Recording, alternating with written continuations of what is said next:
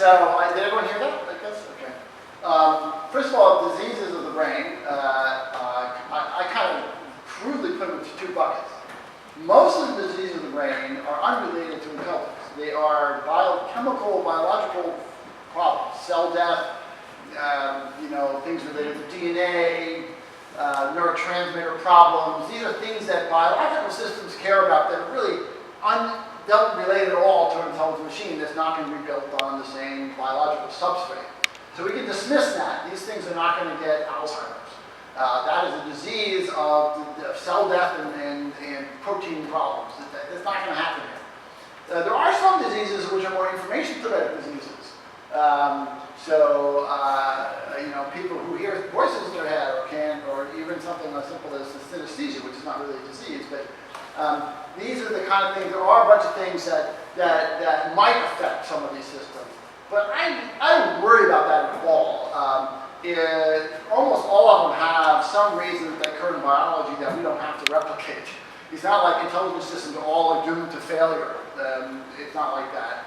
Almost all of these diseases are in the biological realm, and we won't be bringing those problems over to this space. So I'm wondering if there is a conscious experience is it possible to conscious experience? In other words, instead of having a machine that you interact like a computer, can you integrate that thing into your neurons and then sort of have a conscious experience of that machine instead of you use the word consciousness, but I think you're really talking about brain-machine interfaces. Yeah, so to what degree does that happen? Okay, that's a big question.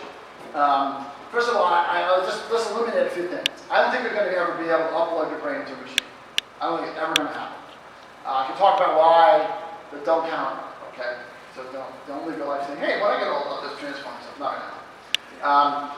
However, there's a lot of really interesting work going on in machine-brain interfaces these days, and some of it's really remarkable, and a lot that could be done in that area.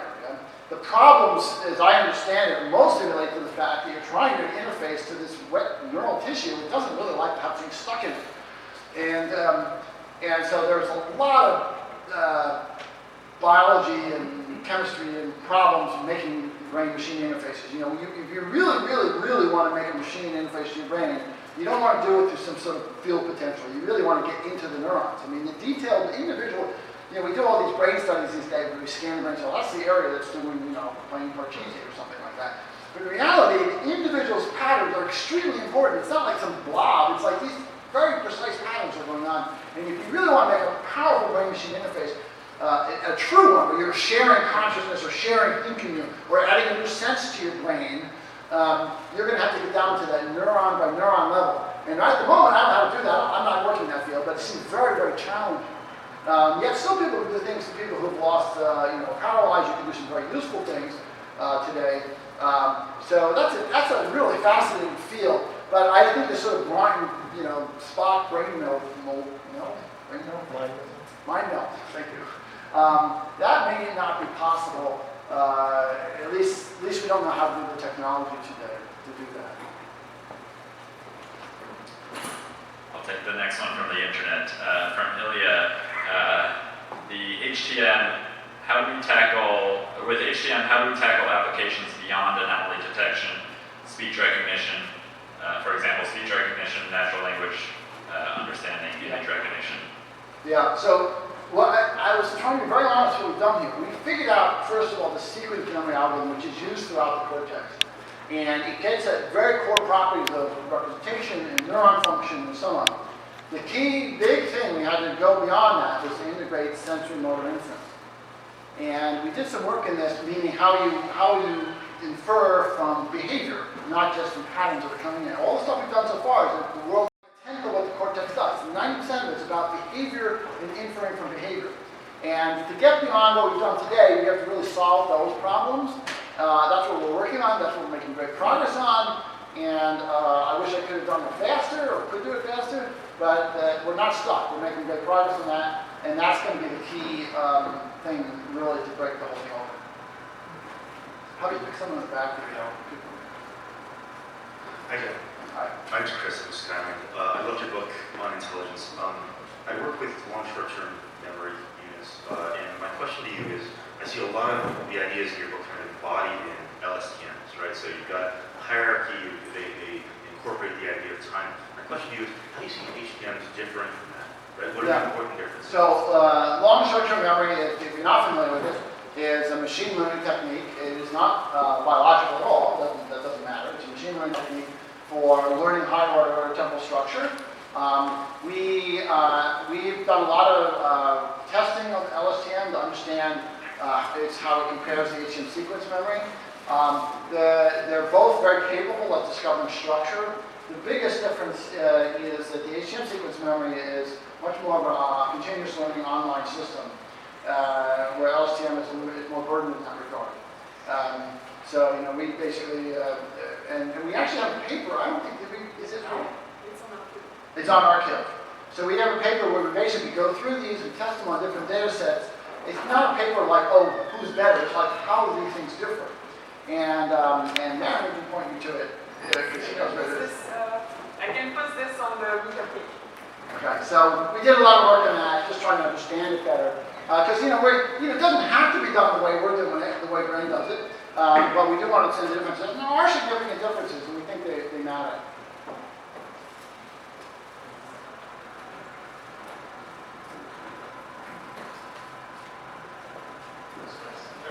Thank you very much. My name is Matt, and you're very kind. I've got two sets of questions. I'll try to make it succinct. Two sets of questions. Yeah. You're expanding. Two sets of questions. Square. This is about synapses. You described how synapses grow very quickly, and that raises two questions. The first is, how do we deal with short-term memory, things that we're remembering at the time constant of a couple of seconds? Yeah. There's got to be some other mechanism other than synapses. Yeah. And the other question is, on the other end, why does it take so long for people to recover from strokes and those kinds of injuries? Why does it take a year for one to really know what brain function can be if the synapses are growing so quickly? Okay. And that's my first set of Oh, that's all my God. Can we stop there? Because that's not my limit, okay? What I can remember. Let me just address those two, okay? Oh, God, what was the first one already? Synapses. So very good question. It's a detailed question, right? Synapses can grow on the order of maybe an hour. And so your question is a very astute one, which is like, well, I can remember things instantaneously, right? Okay, here's the answer. I believe this is the answer. It hasn't been proven. This is my belief. This is a hypothesis. It was in the paper we just got published in. It was briefly mentioned in the paper that got published in Frontiers a month ago or so. Short-term memories are stored in the hippocampus. If you want to learn something very quickly, what did I just have? I just had pizza. I remember I had pizza. I remember I had 2 cups of pizza. I remember opening the soda. How do I remember that? That's stored in connections in my brain. I didn't grow new synapses for that. Here's what happens. In the hippocampus, those pyramidal neurons, they have many, many more synapses. The typical pyramidal neuron has 10,000 synapses. In the hippocampus, they typically have 30,000 synapses. And those synapses many of them are what they call silent synapses, that they don't seem to do anything. They're dead, but they're connected. So you have these neurons, it's profuse connections, but most of them are disabled. And you can do very, very quick learning. Instead of growing a new synapse, you just enable the ones that you would have grown. Now, why doesn't the brain do that everywhere? Because it takes a huge amount of energy and resources to keep neurons, even with 10,000 synapses. And if I had to go to 30,000 synapses per neuron, or 40,000, I would basically quadruple the energy consumption of the brain. So the brain basically said, okay, I got a short-term memory here, which is more expensive, but it's like a short thing. I can do it very quickly by enabling these silent synapses and turning them into non-silent synapses. But if I want to store something longer term, I'll do it the more efficient method of growing synapses. Oops, am I losing sound? So the second question was... Why then does it take so long? Why does it recover from stroke? Yeah, now stroke is, basically you kill the stroke. Blood kills neurons. So a stroke is your blood vessel breaks, and wherever the blood goes, it kills the neurons. They're dead. And you have a hole where there used to be a bunch of neurons. There's a bunch of bush there. There's basically what has to happen in real neurons. You want to make a connection connection, this cell over here is going to pick up the something that another cell that just died did. It doesn't know that. It has to somehow grow over there. It has to grow someplace where it didn't even know it doesn't even know exists. And so the way you recover from stroke is you incrementally learn. You incrementally learn a little bit, and a little bit, and a little bit. And what happens, these neurons are constantly sending out their axons and their dendrites trying to extend a little bit. And so you have to grow this slowly, and you have to sort of steer it by training to grow physical connections long distances, which it wouldn't have done. And it can only do a certain amount. So after about 4 months, that's about it. In our software, we don't have this restriction. We can instantly make connections between an artificial neuron and anywhere we want. We don't have to grow a physical process and discover that's the right direction to grow. So real brains have this problem that they have to grow what they call processes, these dendrites and axons, and they're constantly poking their little nose in different directions. And if they find connections, they'll grow more in that direction. If they find connections, they'll grow more in that direction. And that's why it takes so long. And just the flip side of that, when you're born, your brain has a profuse overconnection. And so you were born with this incredibly large number of synapses, and in the very first months or year of your life, you prune them back, and the brain says, okay, all these have not been used, I'm going to get rid of them. If they were used, it would have kept them. And so the brain has these strategies for trying to make energy-efficient systems because it says, okay, I can't grow so slow when you're a child. You need to learn very quickly. So I have this profuseness and cut it back, and then when you settle on maturity, and now if you have a stroke, it takes a long time to grow again, that kind of thing. So I'll ask the moderator and ask my second set of questions. Those are hard questions. Okay, I'll try to be quick.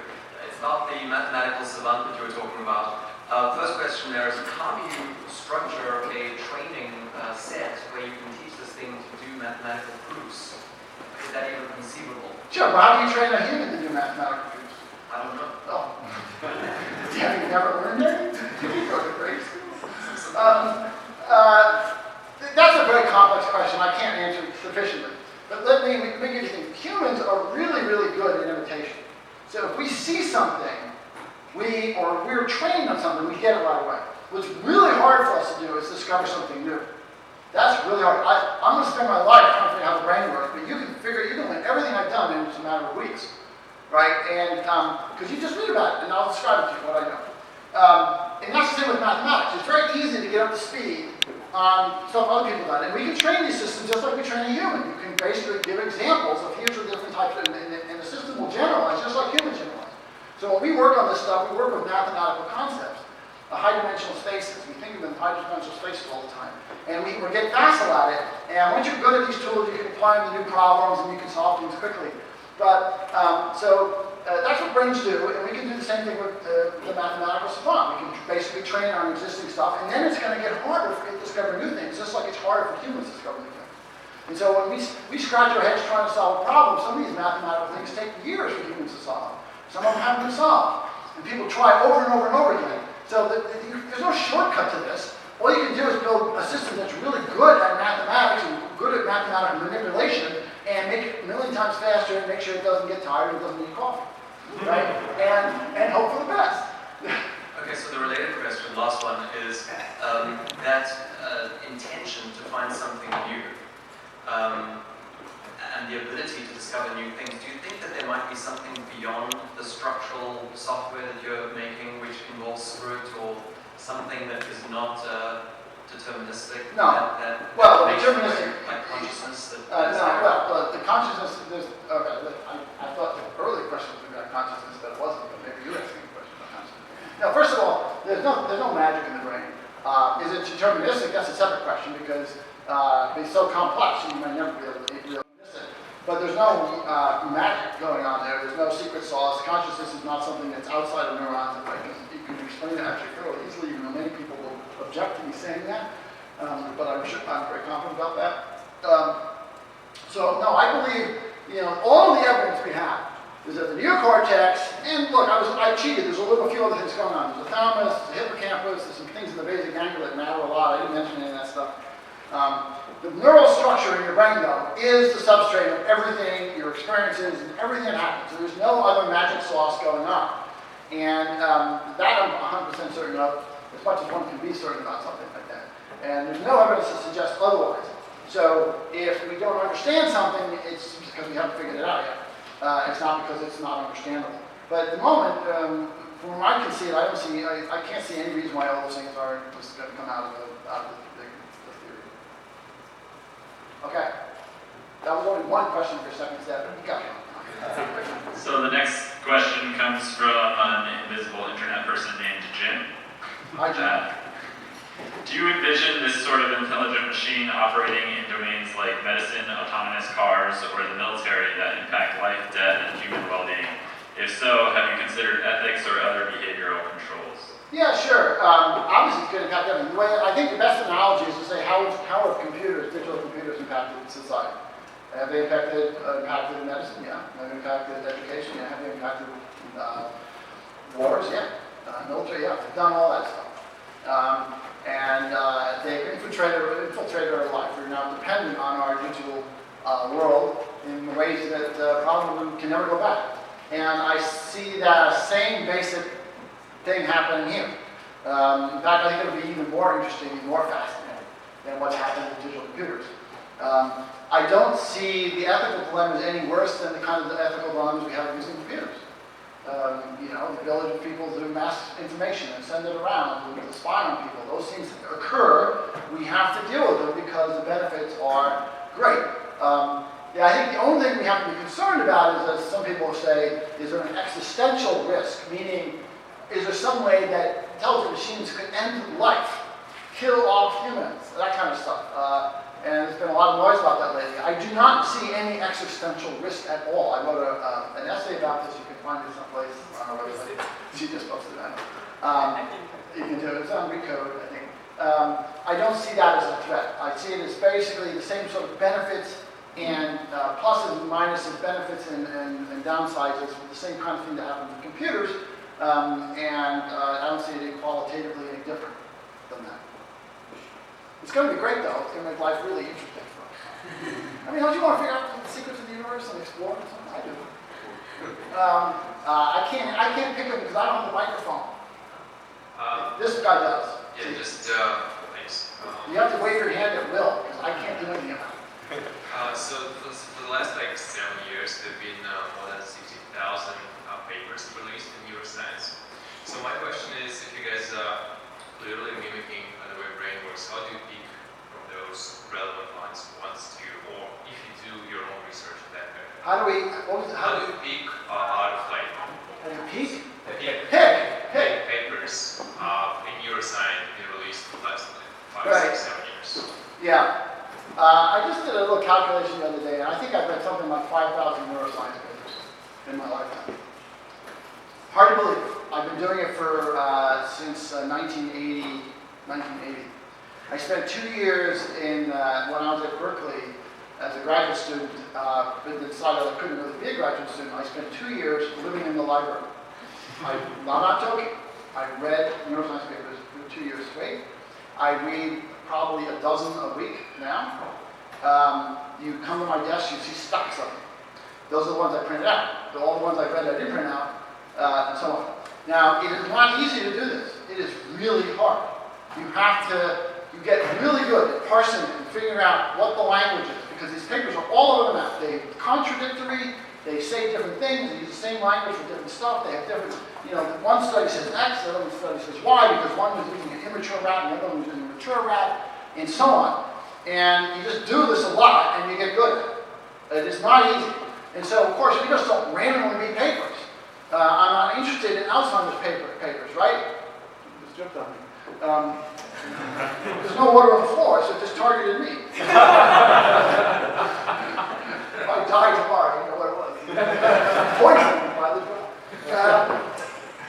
So it's a challenge. We also work with neuroscientists. So, like I mentioned, this guy Larkham was up there. He's in Germany. He does research on active dendrites. We've met with him here and online, and he's designing experiments to talk about stuff. I have a lot of neuroscience friends. I call them up all the time. What I do often is I will read a paper, and very often the interesting thing that should be in the paper is not in the paper because they weren't allowed to put it in the paper. So you call up the researcher, or you email them, And they're very happy to talk to you. And I do this all the time. I say, you know what, you want this paper, but I really want to know about X, and you didn't mention X, or you kind of alluded to X, what did you mean? They go, oh, thank you, yes, and I couldn't put it in there, I wanted to tell you about it. So it's like a discovery process. It's a really, really hard puzzle. It's like doing a crossword. I wrote this down, I tell them, it's like doing what do you call it? Cut up. Jigsaw, that's it, jigsaw. That's my accent. I always say, man, what are you saying? You know? I love her. A jigsaw puzzle. It's like a 20,000 piece jigsaw puzzle, and half the pieces are missing, and half of them are like got printed on both sides, and some of them don't belong in the puzzle. I mean, that's what it's like. But it can be done. It's very hard, but that's what we do. This next question rains on you from the cloud. Please elaborate a little on the difficulties of intelligence transfer to another substrate. Well, it's not hard to transfer intelligence from one machine substrate to another machine substrate. That's not the hard part. What's hard is from a biological substrate to a machine substrate. I assume that's what the question was about. If not, you're going to get the answer to that one anyway. The trick, if you wanted to, there's a whole bunch of things that go wrong with trying to transfer your brain into a machine. First of all, it would be a very unsatisfactory experience. Imagine I could do it. Imagine I could put you into a box or some machine, and we could read out every single connection in your brain, every single connection and molecule and synapse and all. I mean, it's incredible, complex. You can't imagine how complex this is and how dense it is. But what if you could?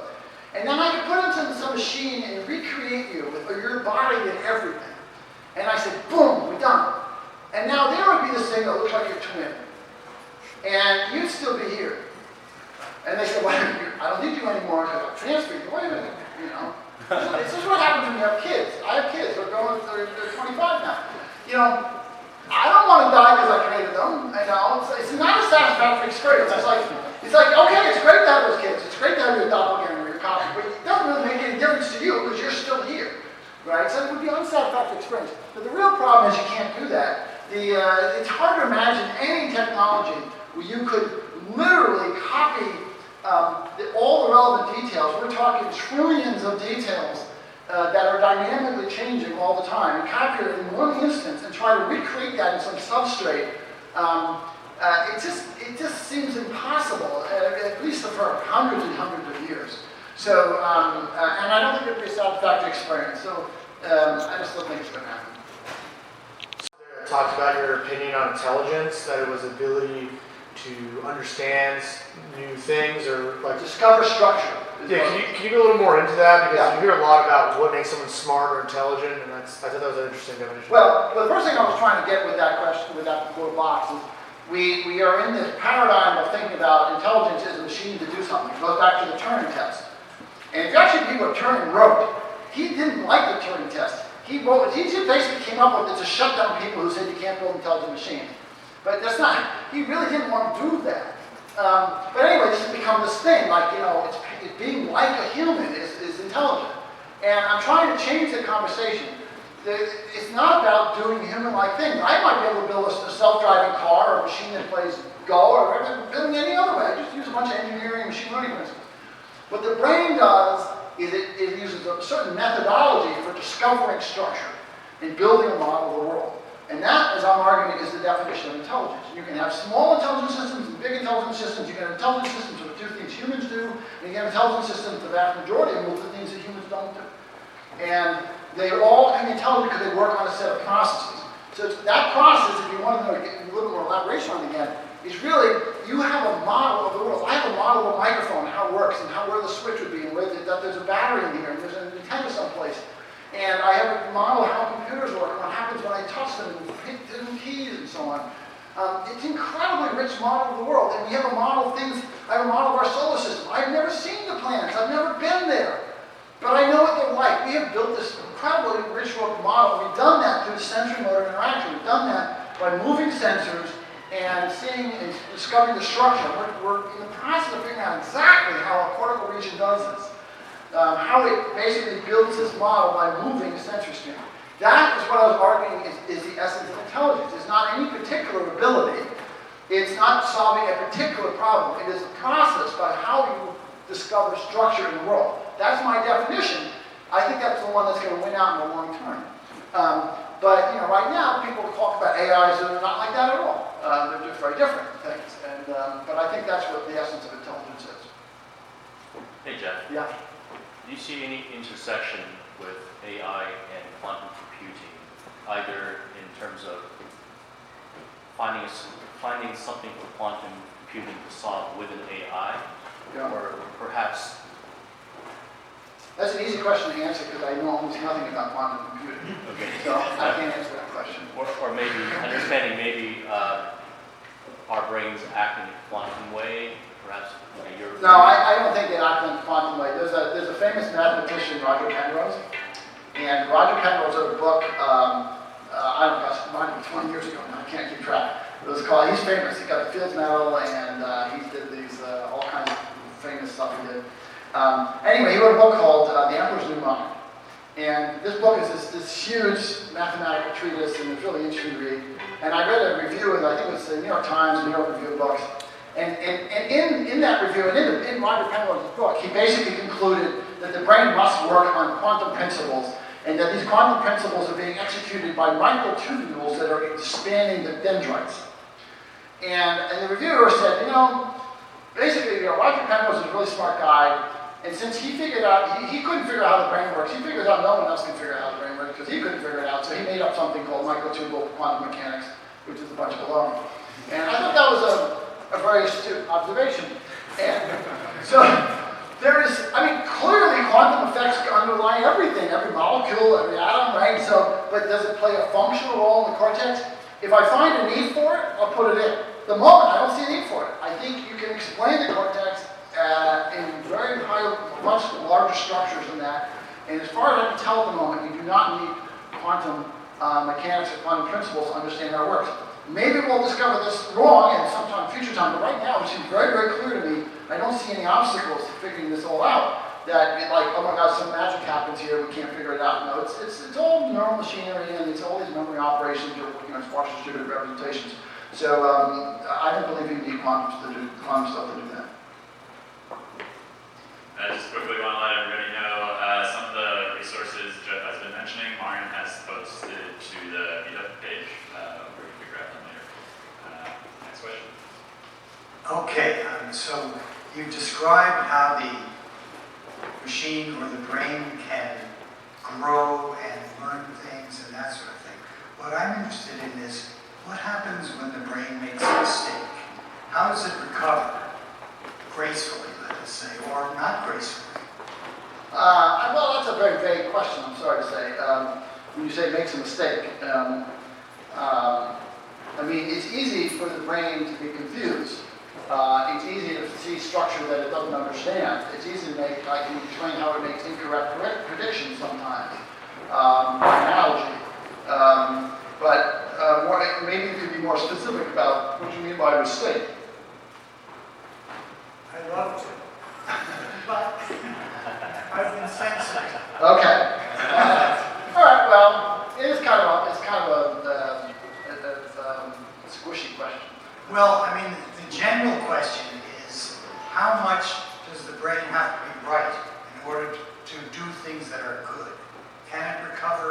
Can it do things that are right? Well, I think you can just, if you want to, you can just start looking at humans as sort of a model for this. But humans are worse than machine intelligence. I'll tell you why. Because remember we have to have that embodiment, right? And our embodiment includes things like lust and greed and territorialism and all whatever sins you want to think of. And so even though our cortex says, don't eat that fourth piece of pizza because it's going to make you fat, smart model of the world knows the right answer. The rest of it, I'm losing my microphone here. The rest of the brain is going, oh, food, eat. And the cortex really can't control the rest of the brain very well all the time. So humans do a lot of stupid stuff. We do things that are not good for us, we do things not good for our relationships, we do things, it doesn't always work out right. I don't see why we'd want to program in those things into the embodiment of an intelligent machine. It would be like, just stick with the cortex and get rid of all the stuff like about humans. I think we'll go with one last question. Okay. Don't look at me, Will. I'm not going to be the one who says no to all these people. You can do it. But I'll hang around here for a few minutes afterwards too, so we want to talk.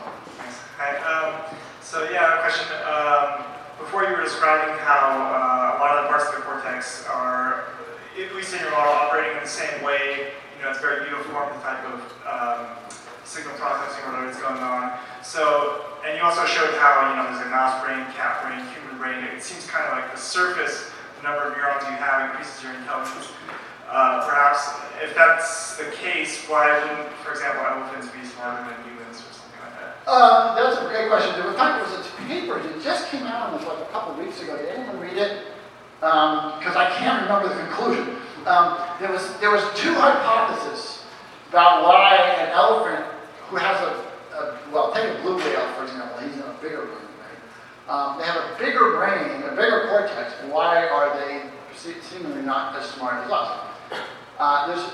This study focused on two possible hypotheses. One is that the density, even though the cortex is bigger, the density of the cells was less, so that it actually had fewer neurons. And the other hypothesis was, remember that hierarchy? And you saw the layers in the macaque monkey, all those levels in the hierarchy, all those, you know, it was not just those little boxes, but it was up. Well, you can have very large areas for the body surface of an elephant, but not have a big hierarchy. So you essentially, you would be having, because of a big body, you could have some very large regions, but you wouldn't have the depth of knowledge. These are the two hypotheses that this paper was looking at. And they reached the conclusion, I don't remember the answer, but those are two hypotheses why. It's not like it's just bigger is better. It's the number of neurons and how they're structured in the hierarchy. There's another thing too, by the way.